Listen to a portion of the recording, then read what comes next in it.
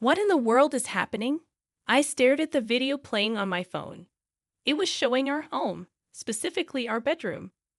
I have an app on my phone that streams footage from our security cameras. In the footage, I saw my husband with another woman. Were they hugging? They looked too close to just be friends. Then I heard voices. You sure she has no idea? Yeah, I've been following your plan perfectly. She's clueless, believes everything. I can imagine it. They laughed and playfully fell onto the bed. I was shocked because that woman was my own sister. I'm Nancy Hadley, 50 years old. My husband David, who's turning 55 this year, and I have been married for 20 years. We don't have kids, and it's just been the two of us. Life was comfortable until about 10 years ago when David was diagnosed with early onset dementia. Over time, his mistakes became more serious. He started forgetting important business meetings, even struggling to remember how to do his job. Work became a real challenge. In daily life, he couldn't recall where he put things, had trouble dressing himself, and his sense of direction got so bad that he would bump into things. There was even a scary incident when he left the kettle on the stove, almost causing a fire. So David and I turned to my sister Anne, who manages a care home. Following her suggestion, we had him tested at a hospital, and that's when he received the diagnosis of early onset dementia. David had to retire from his job, and now a caregiver from Anne's facility comes to our home twice a week. These days, I'm the main provider for the family, keeping busy with work every day. Nancy, how is David doing? It was the day our regular caregiver, Ms. Johnson, visited our home. You're here today, too. He's your husband, so I'm concerned. After all, we're like family. Since we started relying on Anne's facility, she would often check in before I left for work. She's been caring for David like a brother since we got married. Back when we were younger, she always wanted a big brother, and she was the most heartbroken when David was diagnosed with dementia. Despite being busy with her own work, her frequent check-ins meant a lot to us. Thanks to Anne and Ms. Johnson, I can leave David at home with peace of mind while I work. My income is crucial for our finances, and I'm grateful to both of them. However, they can't come on weekends, so I bear the caregiving responsibility alone during that time. Balancing work on weekdays and caring for David on weekends leaves me with very little time for myself. I wasn't fully aware of it, but I must have been quite exhausted. A nurse, familiar with me from the hospital, where I took David for his regular checkup, noticed my fatigue. Mrs. Hadley, taking care of your husband is undoubtedly tough. But you also need some time to rest on your own. You're right. While I know I can ask Anne and Ms. Johnson for help in a pinch, I don't want to trouble them further. By the way, a new nurse at the hospital, who used to work at a specialized dementia hospital in New York, suggested, maybe she can assist you. Look, there she is. When I looked where the nurse pointed, I couldn't believe my eyes. It was Amy, my college best friend. Amy seemed surprised too, but we hugged and celebrated our reunion. Amy, who was active in the softball club in college, still looked sharp with her neat short haircut. Nancy, you haven't changed at all. Neither have you, Amy. I'm so glad to see you. Amy shared that she waited for her children to grow up, got divorced, and returned to her hometown. Just let me know when you're free for a cup of coffee, she suggested. When David, in his wheelchair, emerged from the examination room after his tests, I introduced him, saying, "Oh, this is my husband, David. It's been ages since our wedding." That's right. It's been a long time. Amy, Nancy's college friend, bent down to match eye level with David, who was seated in a wheelchair, and paused for a moment. Amy, is everything okay? Oh, sorry, David. We met once at your wedding. Is that right? I'm looking forward to taking care of you in the future. Thank you in advance. David smiled and replied. Amy seemed to look at David with a somewhat meaningful expression, perhaps noticing my puzzled look. She stood up with a smile. I've taken care of many patients like your husband, so I might be able to offer some advice. I think I can be of help, so feel free to ask. Absolutely, I'll definitely rely on you. Thanks, Amy. We said our goodbyes. Later on, I encountered Amy on several occasions, such as when I went to get David's medicine or when his health declined. Each time, Amy would look at me with concern, but I pretended not to notice and brushed it off. A few months after my reunion with Amy, David and I visited the hospital together. Just as David was called in for an examination, I heard Nancy. When I turned toward the voice, Amy looked serious. Amy, is everything okay? Your husband, David, just went in for his examination. Do you have a moment to spare? Certainly I do. Amy guided me to a counseling room. Nancy, how's it going with taking care of David? Are you worried about yourself? Thanks. I shared updates on David's recent health and mentioned how the constant caregiving without breaks was affecting my well-being. Amy attentively listened to my story. Initially, I thought she was just concerned about my health. But then she began with, "Actually, Nancy." What she said next was quite unbelievable. About a week before we reconnected, Amy started. She was out shopping in town when she saw Anne with a man she recognized. Amy knew Anne as my sister, but the man's face seemed familiar to her. When Amy approached them and Anne introduced the man as her boyfriend, it was only when we met again at the hospital that I realized it was David, your husband. It was all so perplexing. That's surprising. No wonder you had a strange look on your face back then. Amy had seen Anne and David together in town a week before our reunion. However, David seemed entirely unaware of Amy's presence. I looked different back then. I had longer hair down to my shoulders and wore glasses. I looked completely different. This might explain why he didn't recognize her, but it was still quite a revelation. There's one more thing that's been bothering me. According to Amy, David's responses at the hospital seemed strangely unnatural for someone with dementia. She mentioned that his behavior resembled someone she encountered at the hospital where she used to work, someone pretending to have dementia. The man I saw in town was walking confidently, responding clearly. He looked perfectly healthy. Could it have been a mistake? Maybe you misidentified him? I don't think so. You know David has those distinctive moles under his right eye, right? The man with Anne had them too. It's kind of a distinctive feature for a guy. I'm sorry. I shouldn't be talking about your husband that way. Amy apologized, seemingly realizing that her comment was a bit inappropriate. But it's true. David does have those moles. It's not common to find someone else with the same face and mole positioning. Could it be that David has been pretending to have dementia for 10 years and is having an affair with Anne? The story seemed unbelievable, but Amy was known for her honesty. Honestly, I don't think highly of this hospital, Amy confessed. What?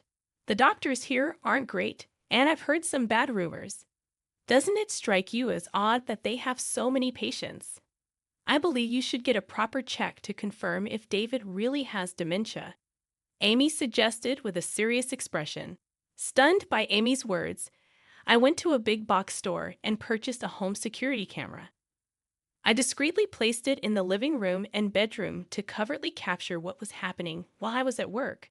I set it up to monitor on my smartphone and checked in during breaks. Indeed, David's actions were inconsistent with what he portrayed to me. He wasn't disoriented or confused about the placement of things. He was leading a seemingly normal life. Furthermore, when Miss Johnson, whom I had entrusted to look after David, arrived, there was no indication of her providing care. Additionally, I discovered that Anne had been frequenting my home during my absences. Their conversations were unequivocally captured on the recorded footage. You're not risking exposure by pretending to have dementia, David. No, not at all. I'm following Anne's suggestions perfectly. Pretending to be unaware of the date or the locations of things is working like a charm. Acting like I don't write or go outside. Confusing day with night. It's all part of the plan. Nancy is trusting, so I doubt she'll suspect anything. What about Miss Johnson? Is she reliable, or will she spill the secret? Oh, she's reliable. Being a single mom, she needs the money. I've increased her salary a bit, and she's been keeping things hush-hush. After sharing a laugh, they would flirt and head to the bedroom. The footage left me utterly speechless. It was hard to fathom that my own sister and husband were colluding behind my back, yet the undeniable truth was right there on the recording. Faced with this shocking revelation, I felt lost. A few days later, I found the courage to confront Miss Johnson, who had been caring for David. When I reached out to her, she agreed to meet the following Saturday. I visited her apartment and presented the footage. She appeared resigned, tears filling her eyes as she apologized. "This is the truth. I've been deceiving you all this time, and I'm truly sorry. I don't have a license, and finding another job was a struggle. I had no choice but to go along with what Anne said because she offered me such attractive terms." As seen in the footage, Anne, a single mother supporting her child alone, needed the money. However, she grappled with guilt as she realized she was aiding in deception. Her guilt led her to share her testimony with me and provide copies of receipts, daily reports, and her diary from that period. Regardless of my financial struggles, what I did was unacceptable as a human being. I am truly, deeply sorry. She continued to express remorse repeatedly. In addition to the evidence and testimony from Miss Johnson, I decided to gather more proof. After meeting with various involved parties and learning their perspectives, I consulted with my lawyer and opted to confront David and Anne at the site of their affair. On a typical weekday, feigning my usual work routine, I lingered near my house. When Anne arrived and it appeared to be the opportune moment for the two of them, I returned home, capturing the scene. Caught off guard and unable to escape, they panicked. With a cold tone, I said, "I know everything now, David. I heard you messed up your cherished job, got sidelined, and grew to dislike your work." These were details his co-worker had shared about David's conversations with colleagues. "There's nothing left for me here. Nancy is earning well. I want to quit and live a relaxed life." Observing my composed demeanor, David hastily began to confess. "It wasn't my idea. Anne seduced me. She suggested we pretend to have dementia, be supported by you while you're at work, and meet as much as we want." Even Miss Johnson had been recruited by Anne to serve as an alibi. David's words seemed to place the blame on Anne rather than me. Upon hearing David's accusations, Anne became hysterical and erupted in anger. What the heck? David was fully on board with the plan, and now he's trying to evade responsibility. "That's cowardly. Shut up. You're the one who kept pushing me into this. I just went along with what you said." As they bickered stark naked, my heart grew colder. I couldn't tolerate the situation any longer. "That's enough, both of you. Get out." I threw their clothes, along with Anne's purse scattered on the floor, out of the living room window and then closed it. Despite their persistent banging on the window and pleas for an explanation, I ignored them, closing the curtains. When their attempts to communicate persisted, I sent a message on WhatsApp stating, "Be quiet. If you don't want the cops called, leave now." Suddenly, they fell silent. For the next few days, they continued to visit the house and send messages on WhatsApp, which became increasingly irritating. So, I sold the house and relocated to a weekly rental apartment.